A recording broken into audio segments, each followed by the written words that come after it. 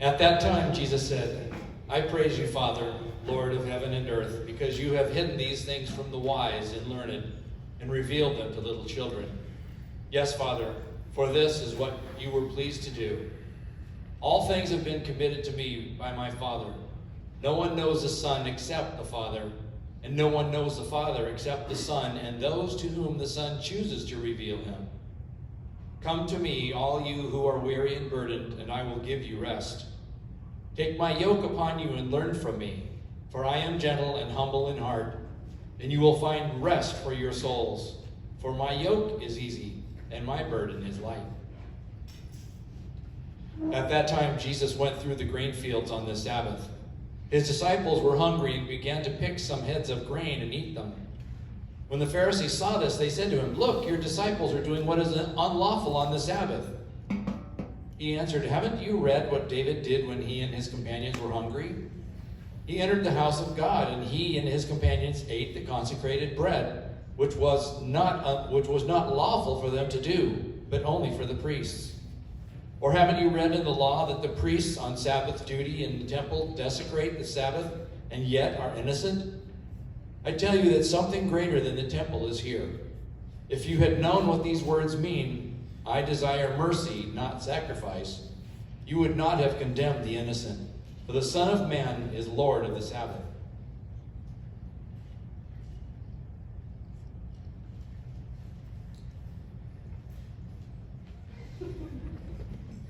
What about Bob?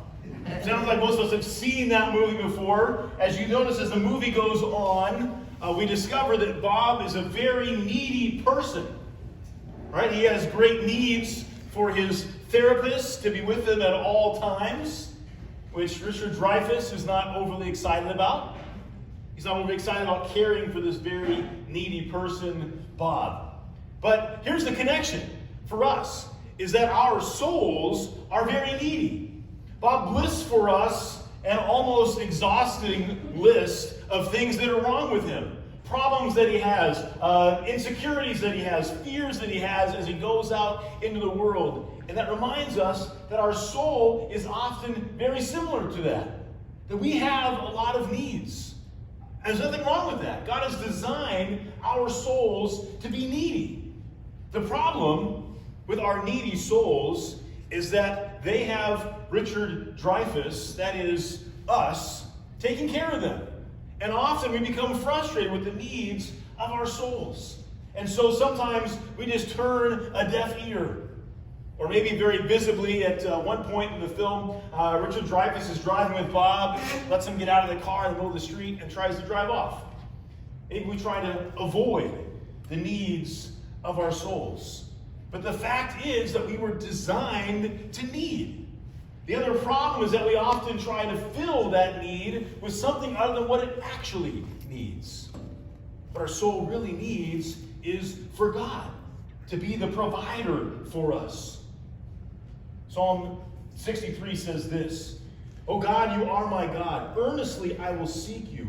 My soul thirsts for you. My flesh longs for you in a dry and thirsty land where there is no water. Our souls are needy because very few things will actually satisfy them. And so we continue to chase after all sorts of things. We continue to wear ourselves out trying to provide for the needs of our souls. We're reminded from last week that our mind and our body want things, but the question is, what is it that our soul desires? I mentioned last week that our minds are driven to get things. Maybe we need more stuff. Maybe we need more attention. Maybe we need more power. Maybe we need more whatever it is. Our bodies, what the Bible refers to as our flesh is what is connected to appetites in our world. It reminds us constantly of the things in our world that we would like. We're reminded oftentimes in our prayers. We think about those two areas. What are the things that we want? What are the things that our body thinks that it needs? And yet how often in our prayers do we ever think about what our soul might need? Do you ever pray for those needs? Of what our heart may need, that God may bring healing and restoration there. It's one of the reasons we take a look at some of these Psalms today, because they remind us. Because David took the time to recognize that his soul had needs that outweighed the needs even of his body. When we don't pay attention to our soul, when we avoid it, when we ignore it, as Richard Dreyfuss does Bob, the needs don't go away. The needs actually grow instead. And we're reminded that we can do great damage to our souls as we avoid it, as we harm it with things that will not satisfy it. I have a picture here of some more pop culture for you. Anybody recognize these two characters? Actually the same person. On the left you have the young Tom Riddle. On the right you have Lord Voldemort, who he becomes. Right? How does he become him? If you remember, he splits his soul. Not once, but about 7 times. Not to give away if you haven't read all the books. But he splits his soul many times. How does he do that? By harming his soul, by doing things that are awful. Hopefully we haven't gone to quite the extremes that Tom Riddle did, to split his soul and try to provide for his needs, try to make himself immortal. But we're reminded that when we do harm to our soul, it harms us as well. Our next slide says this, suggests it is called soul fatigue. Our children said that, yeah, we exercise, maybe we stay up too late, right? We wear out our bodies and we become tired. And there are effects to that. You know, as a kid, I had trouble sleeping unless I was in class. Then it was easy for me, especially in college. I had a math professor who didn't see eye to eye on that one, that I would sometimes fall asleep in his class. He said it was my fault. It probably was. My lack of sleep. It affects our bodies. But what happens when our soul gets fatigued? We start to act in ways that don't match with who we are, because we have a deep frustration that we haven't dealt with. Our soul has needs that aren't being met. Think of Richard Dreyfuss in the rest of this movie. Right at the beginning of the movie, he's this calm, cool, collective, successful therapist. He's just written a new book. He's on television. He's at his gorgeous lake house, and the camera crews are coming. And what do they record? They record a soul that is very fatigued by Bob. And he acts out of character for himself because his soul is fatigued. David records that for us in Psalm 32. He says, when I kept silent about my needs, he says, my bones wasted away through my groaning all day long. For day and night, he says, the Lord's hand was heavy upon me. My strength was dried up as in the heat of summer. Or I love the old English version says, my strength was sapped. What a great term to describe being completely exhausted, both physically, mentally, and emotionally. That his strength was sapped because David was filling his soul with the wrong things. For example, David seemed to think that Bathsheba was going to solve all of his problems. Wrong again. Caused him nothing but more and more anguish. Our souls get tired. We wear ourselves out chasing things. 1 Peter reminds us this. He says, beloved, I urge you as sojourners and exiles in this world to abstain from the passions of the flesh, he says, which wage war against your soul. That the things we do in our life can wear not only us out, but wear out our souls. John Ortberg is a pastor from up north. He describes 2 cycles of life. He describes the cycle of works, which we'll look at first, and then he talks about the cycle of grace, which restores us. But the cycle of works wears us out. The cycle of works begins here. It says this, that we desire achievement. We want to accomplish things. David wanted to accomplish things. Richard Dreyfuss wanted to accomplish things. Accomplishment makes us feel then significant. Right? That's our desire. The more good things we do, the more significant we think we will be. And then our hope is that significance, those accomplishments, will sustain us if we should come to difficult times. That those things will take care of us. And then last but not least, it says that I may be acceptable to somebody. We all have someone in our life who we look to for affirmation.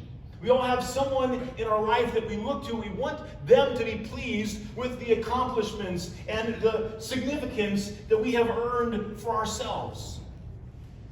In our men's group, and maybe on some of our retreats as well, we've talked about the challenges many men face because they are trying to gain acceptance from their fathers. If dads withhold that acceptance, their children strive for that all their life. There's a famous theologian, his name is John Warwick Montgomery. He has more doctorates than I could list on a sheet of paper. And I remember studying his work and actually meeting him, and some of us kind of joked and said, it's enough, you know.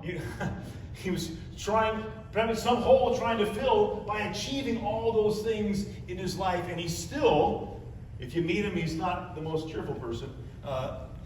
Apparently something still has not been fulfilled in his life.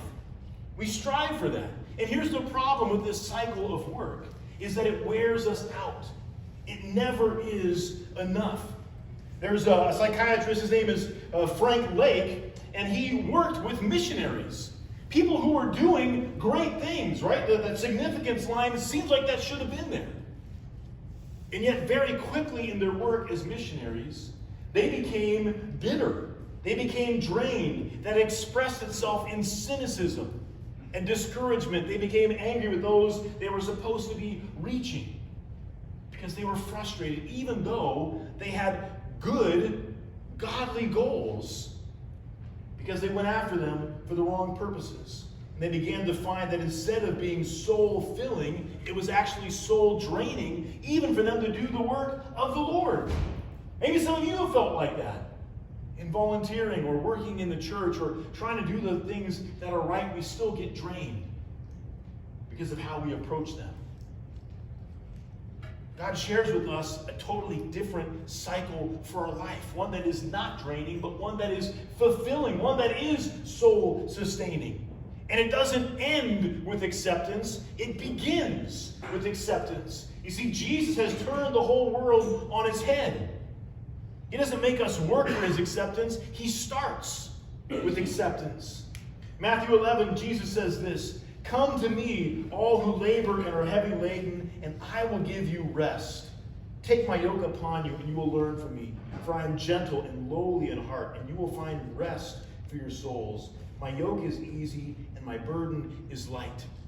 Jesus doesn't say you can come to him and rest because you've done so many great things. He says you can come to him and rest because you've tried so hard and still haven't accomplished. Maybe we should start with rest instead of starting with work.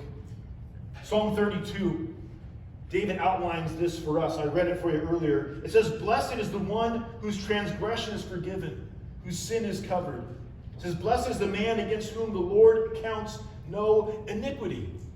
It doesn't say blessed is the one who's never done anything wrong. It doesn't say blessed is the one who has no guilt, period. It says blessed is the one God has taken all of those things away. That's what Jesus does for us on the cross. He came and died for you, not because you had done great things, but because we failed to do great things. And he had accomplished them all for us. He calls us to come and find rest with him. He reminds us that we have his acceptance, not because of what we have done, but because of what he has done for us. We move into more of some of these practices of grace. So we start with that acceptance in him, and we move on to this. The cycle of grace, it says, continues with sustaining. How do we sustain that acceptance? How do we be reminded of that constantly? Psalm 51. David wrote this after the biggest ethical blunder of his entire life, when he discovered that he had done the wrong thing and he discovered the solution in the Lord. He says, "Create in me a clean heart, O God. Renew a right spirit within me." He says, "Cast me not away from your presence, and take not your Holy Spirit from me." He says, "Restore to me the joy of your salvation, and uphold me with a willing spirit." How many of you would like for God to create a clean heart within you, to restore that spirit, to give you time in his presence? to restore to you the joy of your salvation, to remind you constantly that acceptance from Jesus isn't a one-time thing, it's an ongoing thing throughout our lives. Maybe for us, it's at baptism it begins. Right? That's one of the beauties of the fact that in our denomination, we baptize infants. They don't have time to do anything good or bad in life. Right? They're needy. They're like God. I'm about to discover this anew and afresh very soon, how needy they are. And yet before they have a chance to do anything good or bad, God chooses us and calls us in baptism and says, "You are my child whom I love." Incredible, wonderful words. But they don't stay back there in history. Maybe you're baptized as an adult. That acceptance from God doesn't stay back there. It carries with you. The problem is we forget about it. We need to be reminded. And so I have a list for you of some practices, and these aren't prescriptions for you. They're observations of what Jesus did in his own life. Interesting that even Jesus seemed to have a needy soul. Here are some of the practices Jesus did to restore his soul. First of all, he prayed.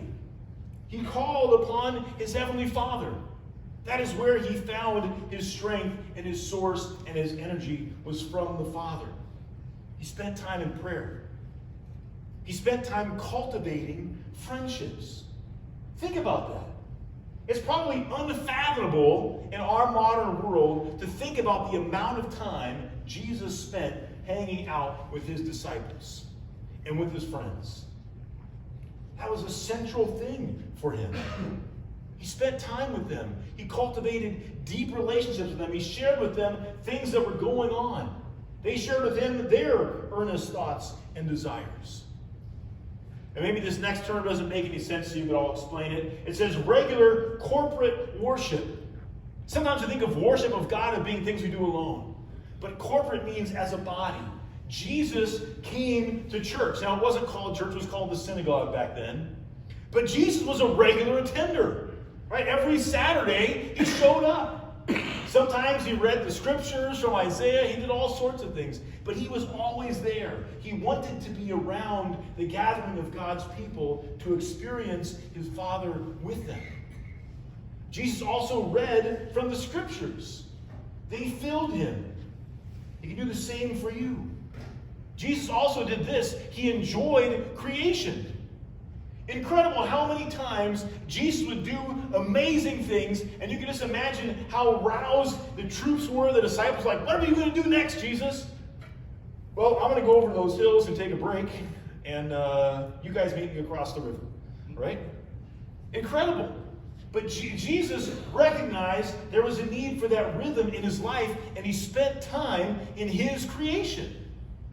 He went out to the hills. He went to lonely places sometimes. He also went on walks. He walked all over the place. Right? Other than the one recorded time he rode on a donkey. Okay, with Mary, maybe twice he rode on a donkey. Once in his mother's womb, and once going into Jerusalem, he rode on the donkey. Other than that, he walked the entire rest of his life. And he walked to get places, but he also walked to get away from places. Then he spent time with children. Interesting. I read, one of the greatest things you can do to lift your spirits, one of the greatest activities, they say it makes you as happy as somebody giving you $25,000. You know what it is? It's smiling. Smiling. They did this incredible study. They went to UC Berkeley. They pulled out some old back. I don't assume Berkeley's probably too big now to produce a yearbook, but back when they did, they pulled out these old yearbooks, and it was pretty frightening how they went through the yearbook and looked at people who were smiling in their picture, and they looked at their longevity, how long they lived. And it's eerie how long they lived compared to those who were not smiling in their yearbook picture. All those people, most of them died prematurely. Incredible the connection, right, between our joy and our life. Do you know that on average, about 30% of adults will smile 20 times or more in a day? And they experience benefit from that. Did you know that children on average smile 400 times in a day? So if you're lacking joy, follow Jesus and spend some time with kids because they're full of joy, smiling over 400 times a day. Right? They're almost as happy as Bob. It's incredible. Then, last but not least, I think this one's really fascinating. Jesus partied with non-religious types. That's really bizarre. So much so that Jesus got a bad reputation for doing that. Isn't that interesting? You know, following the cycle of works, you would think if Jesus wanted to make himself an important religious figure, he should follow the example, right? Hang out with people you want to be like. Everyone tells you that. You want to be successful, hang out with successful people. You want to be rich, hang out with rich people. You want to be a religious leader, hang out with religious leaders. Jesus shook off the advice and spent time with non-religious people. His goal was to bring faith to them. And that brought joy and restoration to him. For his disciples, maybe even for us, it reminds us how important our salvation, how important our faith is. What a difference it makes in our life. If we're around those who don't have it, and then we have a chance to share it with them. But here's the thing, right? These are not new obligations. This isn't a list of 1, 2, 3, 4, 5, 6, 7, 8 different things for you now to go and do. As you're all wearied from your already long to-do list, now you have 8 more things you're supposed to do this week. That's not the idea. The idea is that maybe one of these appeals to you. John Wartburg has great advice. He says if you're doing some practice to get closer to the Lord, some practice to refresh your soul, and it's draining you, what you should do is stop that practice. It's obviously not refreshing your soul. So try something else. But maybe one of them would refresh your soul because they worked for Jesus. Maybe they would also work for us. There are opportunities for us to be reconnected to God's grace and to his joy and to his life-giving energy. Reminded then, we also have the joy to rest in grace. Isn't that what Jesus promised? Right? When he shows them the yoke. Here, you're tired. You need a yoke. No, thank you. In our minds. But he says, maybe we're going about our work the wrong way. We're depending upon ourselves. We're trying to carry everything is breaking us down. And Jesus says, you know, I did a little math.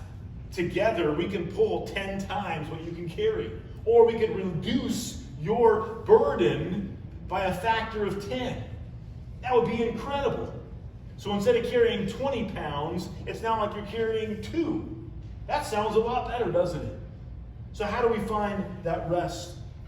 First of all, again, he says he encourages us to discover significance outside of performance. Right? In the cycle of works, we assume that our significance to God and to other people comes from what we can do. But he says, no, your significance comes from me. We go back to this voice of baptism in Matthew chapter 3. Jesus comes up out of the water, and a voice from heaven said, "This is my Son, whom I love. With him I am well pleased." And here's the thing. Jesus hadn't started doing stuff yet.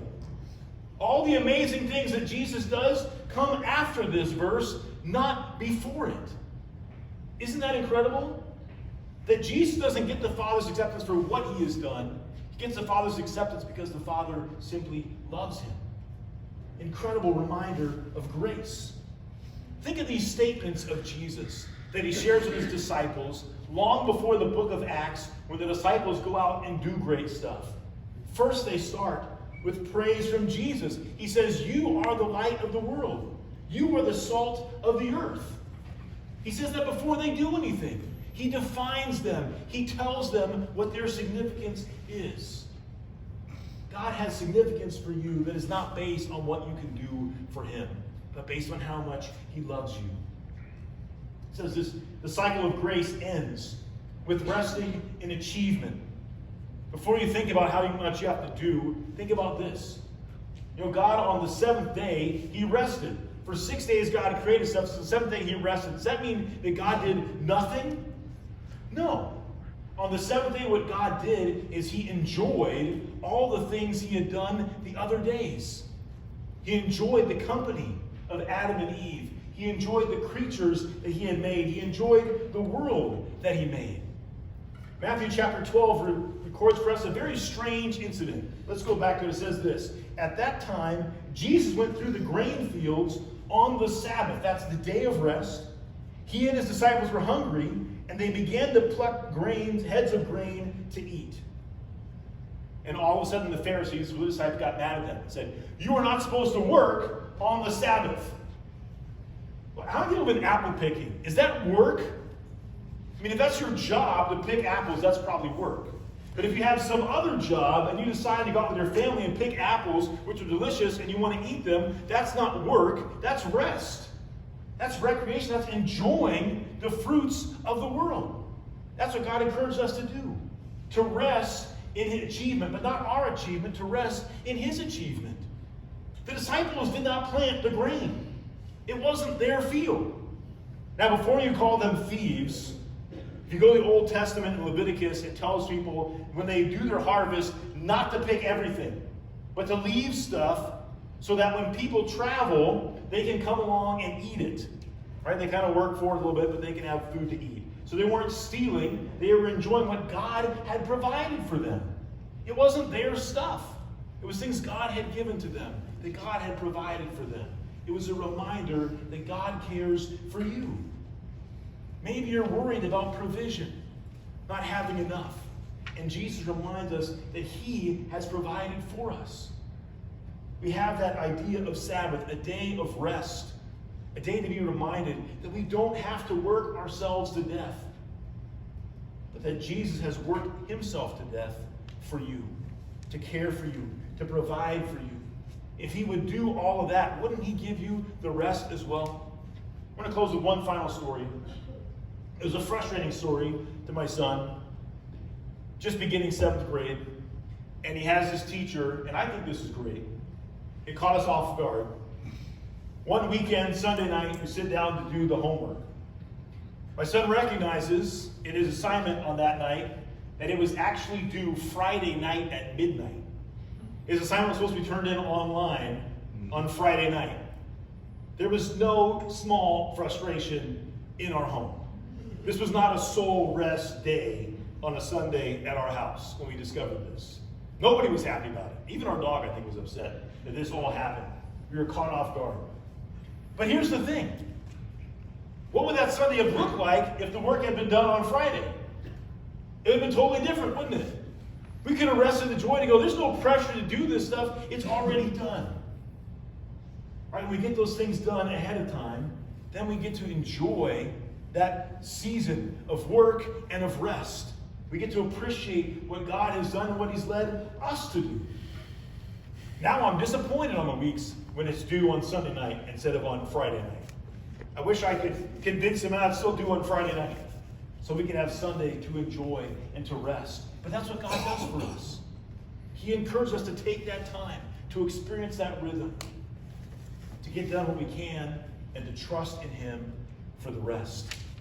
Our Lord Jesus Christ, on the very night when He was betrayed, did something incredible for His disciples. He gave them this great meal, knowing, first of all, that one of them was going to betray Him. Go ahead, read it for yourself in Matthew. Jesus gave all 12 of His disciples communion, even though He knew one was going to betray Him immediately. Even though He knew the rest of them, by the next morning, would all have run away. That didn't stop Him from blessing them and from giving them rest with Him, because He knew there were hard times ahead. And our Lord knows there may be difficult times ahead for you too. But He invites you here to His table first to refresh your soul. And as we trade took bread, when given thanks, He gave it to His disciples. He said, "Take and eat. This is my body, which is given for you. This in remembrance of me." In the same way also, after they'd eaten, He took the cup. When He given thanks, He gave it to His disciples. He said, "Take and drink. This is my blood of the new covenant, which is shed for you for the forgiveness of all of your sins." His feast is ready. You may come to His feast.